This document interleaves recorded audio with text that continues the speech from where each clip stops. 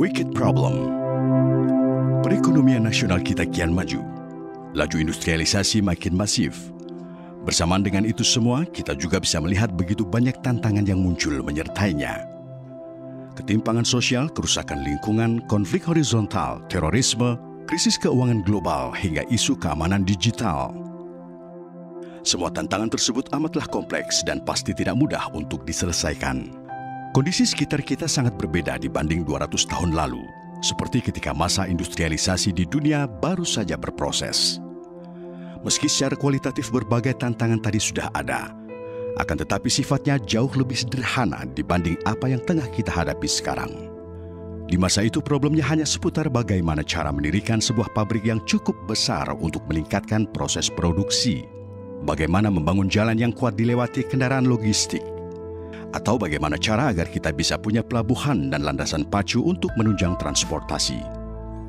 Semua itu memang tidak bisa dibilang sepele pada masanya, tapi pada kenyataannya kini hal tersebut telah terwujud. Bahkan kita bisa membangun gedung pencakar langit jauh lebih cepat dan efisien dibanding beberapa puluh tahun lalu. Belum lagi dengan infrastruktur internet yang semakin canggih. Kita bisa tetap terhubung secara global, bisa update berita dan kabar apapun, kapanpun, dari manapun. Tantangan-tantangan yang tengah kita hadapi saat ini jelas berbeda sifatnya dengan dulu. Misalnya tantangan berupa bagaimana rumusan menyelesaikan masalah ketimpangan sosial atau ketidaksetaraan ekonomi. Jawabannya pasti sistemik dan kompleks.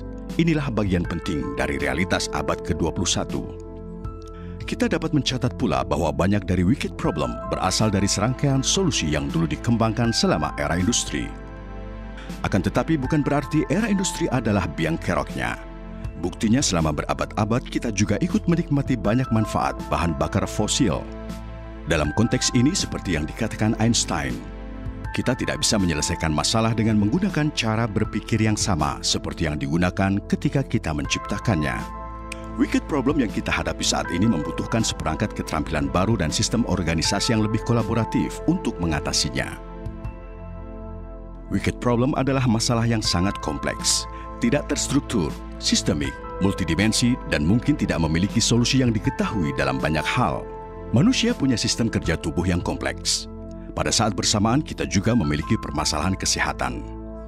Begitu pula misalnya dalam kondisi ekonomi yang maju, kita juga mengalami fenomena kesenjangan sosial. Bahkan di era internet yang berkembang pesat seperti saat ini, kita juga dihadapkan dengan melimpahnya disinformasi dan risiko serangan cybercrime. Dalam kasus-kasus serupa, sebuah permasalahan tidak bisa begitu saja diisolasi dan dipisahkan dari sistem. Sekali lagi, wicked problem pada dasarnya adalah masalah sistemik, tidak akan berhasil ditangani dan dipecahkan hanya dengan cara-cara linear tradisional.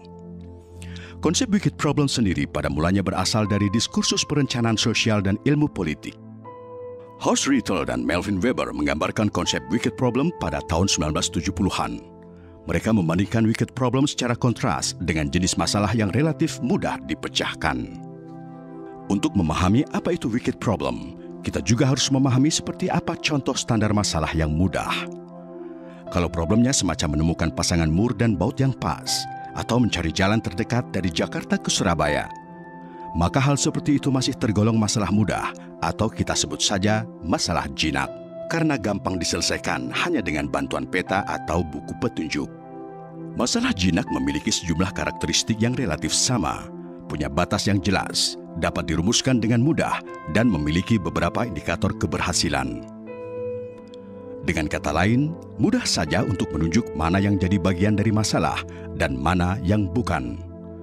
Bila diberikan informasi tambahan dan analisa sederhana, kita juga dapat sepenuhnya memahami bagaimana keseluruhan sistem yang bekerja, baik penyebab masalah dan efek yang ditimbulkan setelahnya. Ibarat memperbaiki sepeda motor mogok, serumit apapun masih ada petunjuk manual yang bisa menunjukkan bagian-bagian mesin dan beberapa tips dari montirnya. Pada masalah jinak, biasanya sudah ada pengetahuan formalnya, sudah dapat dipahami bersama prinsip dasarnya. Artinya masalah jinak ini semacam masalah teknis saja, dapat dievaluasi secara objektif benar atau salahnya. Kita juga sering mengalami masalah sederhana yang sifatnya statis, di mana permasalahannya tidak berubah seiring waktu. Contohnya problem memperbaiki kompor yang rusak. Secara proses, penyelesaian masalahnya hampir sama. Saat ini masalah jinak yang sifatnya teknis dan statis sudah punya berbagai jalan keluar. Apalagi sekarang zaman sudah maju, teknologi semakin canggih, ilmu pengetahuan telah mampu menjawab kerumitan-kerumitannya. Kita punya berbagai metode umum dan standarisasi untuk pemecahan sebuah masalah. Lalu, bagaimana dengan wicked problem? Wicked problem berbeda dengan masalah jinak.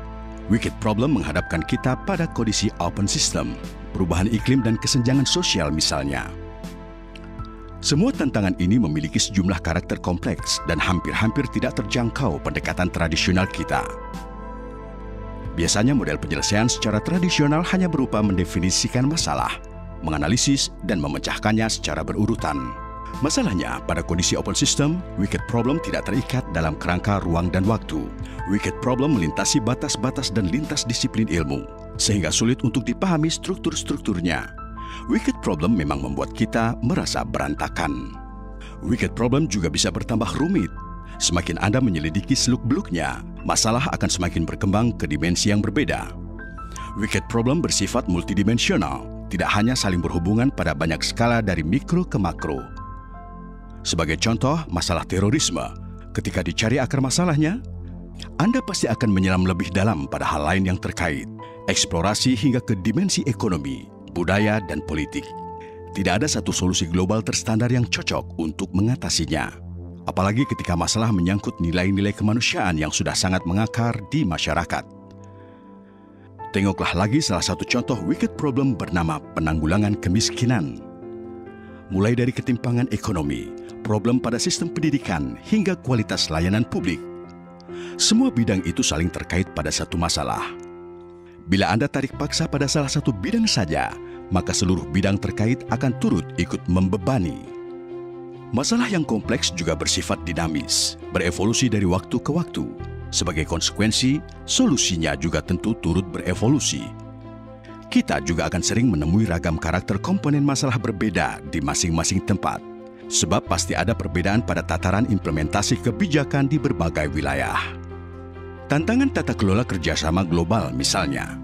Otoritas suatu negara pasti punya pertimbangan khusus bagi kepentingan nasionalnya. Oleh sebab itu, lingkungan politik internasional adalah produk dari interaksi dan adaptasi antar lokal negara-negara yang sifatnya masih terus berkembang sepanjang waktu.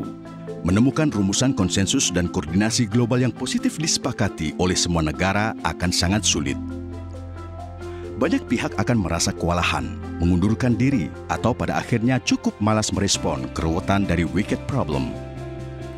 Sehingga kadang ada pula yang mencoba mengubah masalah super kompleks menjadi masalah lebih sederhana dengan berbagai cara, mengambil jalan pintas, misalnya dengan menetapkan sebuah parameter tertentu untuk mengukur keberhasilan solusi.